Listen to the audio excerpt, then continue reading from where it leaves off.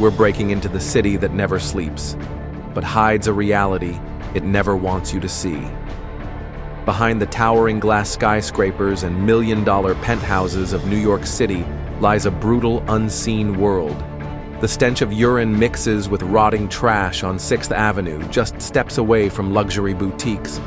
You'll hear the rustling of tents beneath subway bridges, shelters for those crushed by rent and forgotten by progress.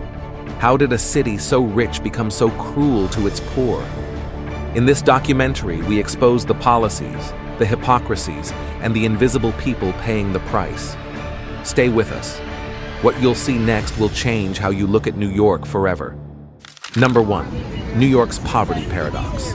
New York City, the beacon of dreams, the symbol of American progress, the place where the skyline kisses the clouds. But underneath that glittering surface, beneath the billboards, luxury lofts, and endless buzz, there's a brutal truth. 1 in every 4 people in this so-called progressive city lives in poverty. Let that sink in. That's more than 2 million human beings right here in one of the richest cities on earth, struggling to afford rent, food, and basic dignity. And this isn't just a blip. It's a trend that's been growing, festering, hiding in plain sight. According to the latest 2025 data from the New York City Mayor's Office for Economic Opportunity, the city's poverty rate stands at nearly 25%. That's double the national average, which hovers around 12%. And even more alarming, the near poor, those just barely above the poverty line, make up an additional 15%. That means 4 out of every 10 New Yorkers are either in poverty or one small crisis away from it. And yet this is the city governed by progressive leaders, politicians, who campaign on promises to uplift the marginalized, to fight for economic justice, to make life better for the working class. They say all the right things, but behind those speeches and hashtags, something isn't adding up. Because in this city of dreams, living is becoming a nightmare. Take this for example, the cost of living in New York City has risen by over 130% in the past 2 decades, while average wages have only increased by 70%. In other words, the climb keeps getting steeper, but the ladder is broken, and somehow the people at the bottom are being blamed for not reaching the top. It's not just a gap, it's a trap. Housing prices skyrocket. Grocery bills climb, public services get cut. Meanwhile, tech giants and luxury real estate developers keep making headlines and record profits. The city looks more polished than ever on paper. But in reality, people are working 2, sometimes 3 jobs, and still can't make ends meet. And here's the cruel irony. The very system that claims to be helping the poor is often the same one keeping them poor. Welfare programs that penalize you for working more hours. Rent assistance that disappears the moment you earn a few extra dollars. Childcare support that dries up when you get a better job. It's like trying to climb out of a hole only to find someone's greased the walls. We call it progress, but who's really progressing? You see, poverty in New York isn't just about money. It's about policy. It's about priorities. And it's about power. Who has it and who doesn't. Politicians point fingers at Wall Street or at Washington or at the weather. But rarely do they look at the zoning laws that restrict affordable housing, or the tax incentives that benefit luxury developers, or the broken bureaucracy that makes getting help harder than living without it. So while the city lights stay bright, the lives of millions are growing dimmer. And that's not just unfortunate, it's inhumane. But here's the twist. Poverty in New York City isn't some accident. It's not some natural disaster.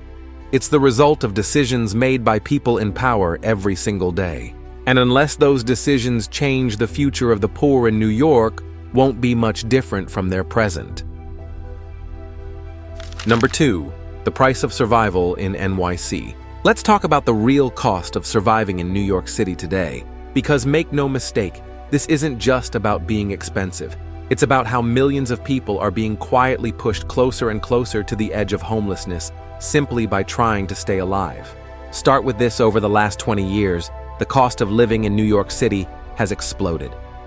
According to updated 2025 figures from the Bureau of Economic Analysis, the overall cost of living has gone up by more than 131%. Sounds shocking. Wait till you hear the other half. In the same period, average household income has only risen by around 71%. Let that sink in. Prices have nearly doubled, while incomes have barely kept pace with inflation. What used to be tight is now impossible. Nearly 50% of New Yorkers, yes, 1 out of every 2 report, they are struggling to cover their day-to-day living expenses, according to a 2025 report by the Robin Hood Foundation. And housing, that's where things really start to unravel.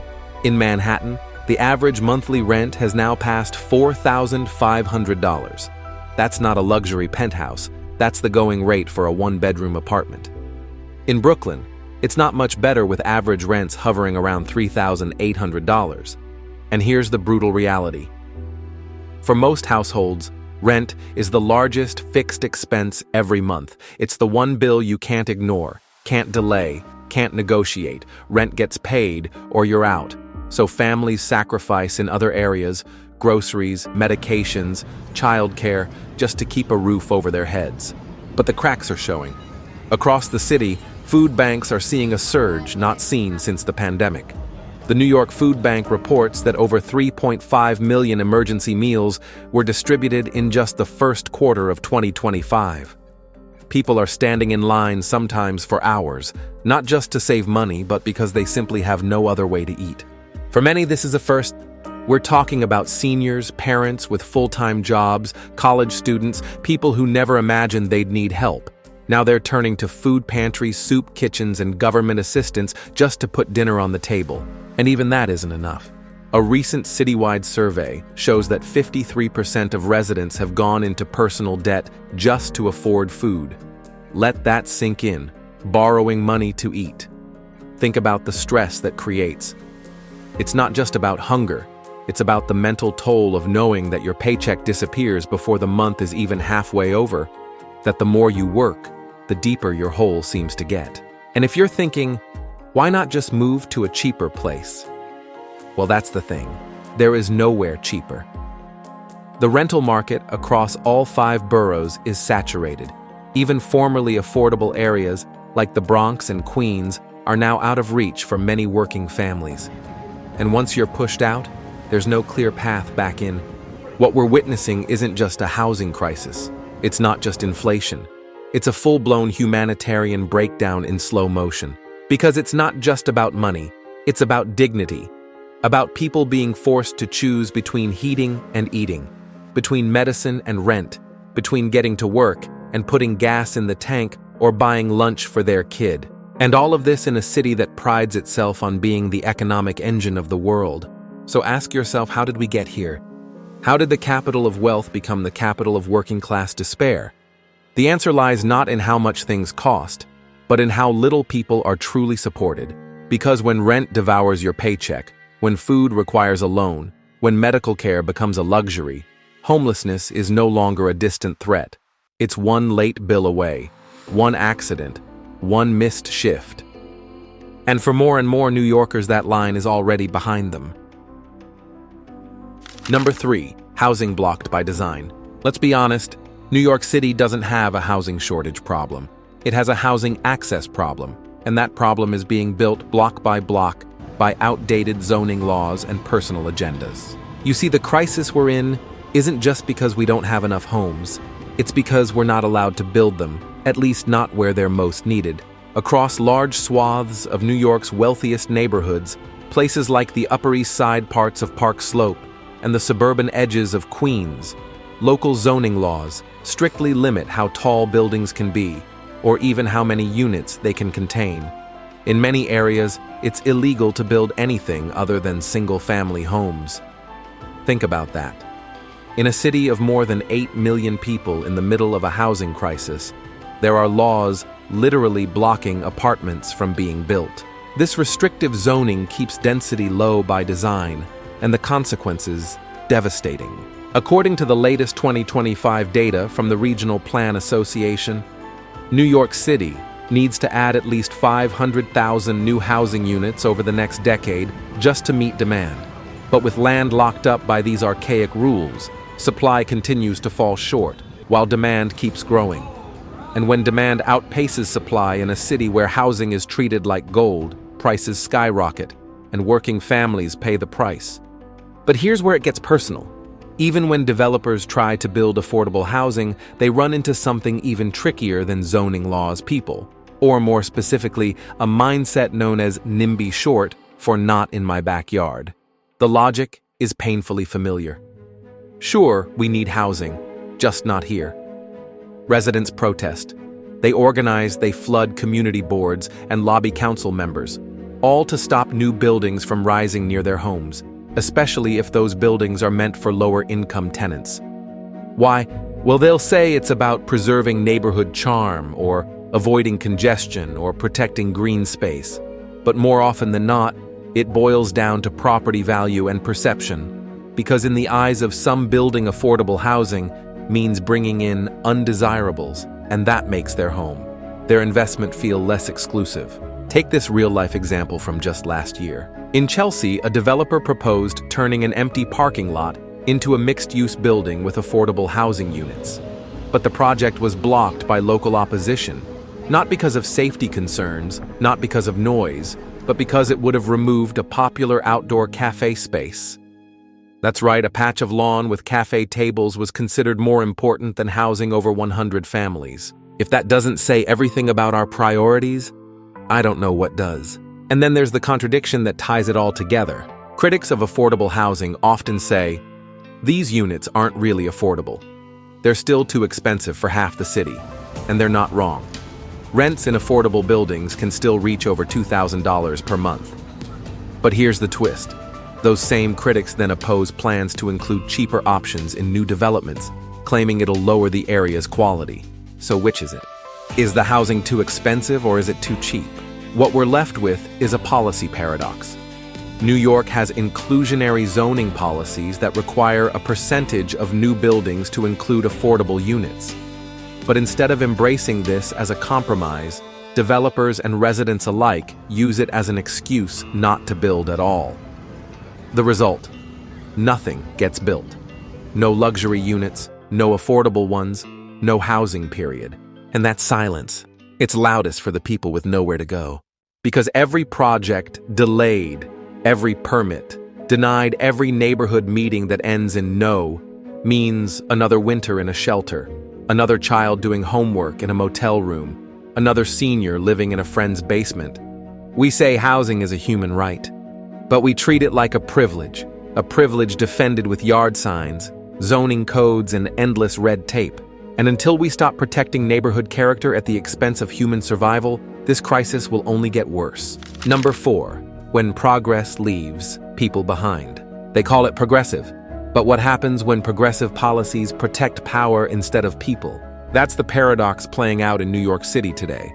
A city led by politicians who speak the language of justice, equity, inclusion, upward mobility, while presiding over systems that often do the opposite.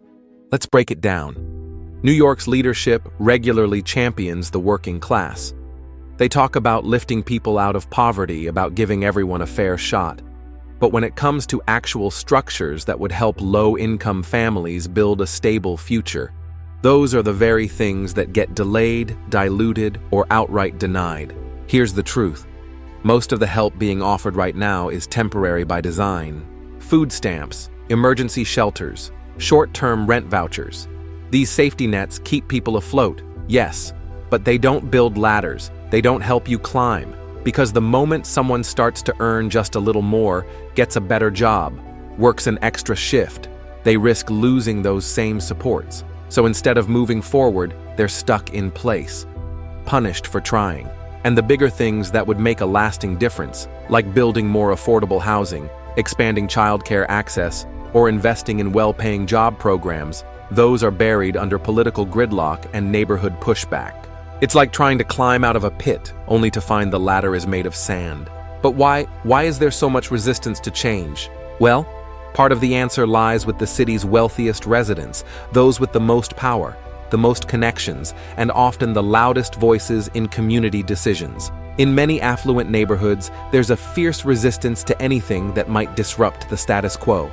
New apartment buildings, new transit stops, homeless shelters, affordable housing, not here, not in our zip code. The unspoken message, we earned this, you stay over there.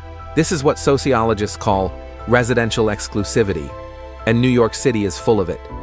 Zoning laws, legal challenges, local lobbying, all used to protect property values, limit who gets to live where, and keep things just the way they are. And the result, a two-tiered city. One tier lives in neighborhoods filled with tree-lined streets, well-funded schools, and access to opportunity. The other tier lives in overcrowded apartments, attends under-resourced schools, and navigates a maze of broken public systems just to survive. According to a 2025 report by the New York City Comptroller, 80% of new housing built over the past decade has been concentrated in just 10% of the city's neighborhoods. That means the vast majority of New York's land remains locked behind red tape, untouchable for anyone not already wealthy.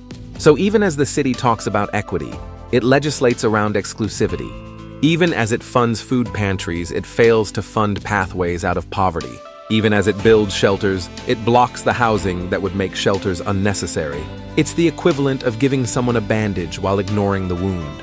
And this isn't just a policy failure, it's a moral one. Because true progress means more than slogans. It means being willing to share not just resources, but space. To open doors, not just offer handouts. To recognize that stability isn't something to be hoarded, but something to be extended to others. Right now, New York's policies protect those who already have stability. Wealthy homeowners can preserve the character of their neighborhoods.